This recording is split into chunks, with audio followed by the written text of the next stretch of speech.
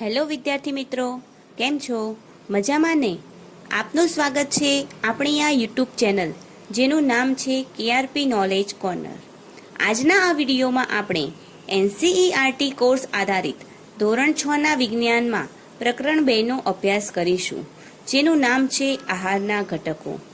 જો તમને મારો આ વિડીયો પસંદ આવે તો સબસ્ક્રાઈબ કરશો, લાઈક કરશો અને તમારા બીજા મિત્રોને શેર કરશો. તો ચાલો અભ્યાસ શરૂ કરીએ. પ્રોટીનની ચકાસણી એટલે કે આપેલ ખાદ્ય પદાર્થમાં પ્રોટીન હાજર છે કે નથી તેની ચકાસણી આપણે કઈ રીતે કરી શકીએ?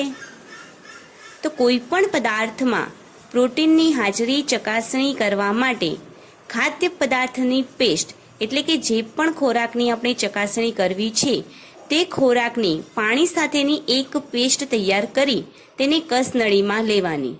તેમાં 10 ટીપા કોપર સલ્ફેટ તેમજ 10 ટીપા કોસ્ટિક સોડા ઉમેરી તે કસનળીને બરાબર હલાવવાની. જો જાંબલી રંગ જોવા મળે તો પ્રોટીન હાજર છે. કસનળીને હલાવ્યા બાદ જો તેમાં જાંબલી રંગ તમને જોવા મળે તો એનો અર્થ એ છે કે આપેલ ખાદ્ય પદાર્થમાં પ્રોટીન હાજર છે.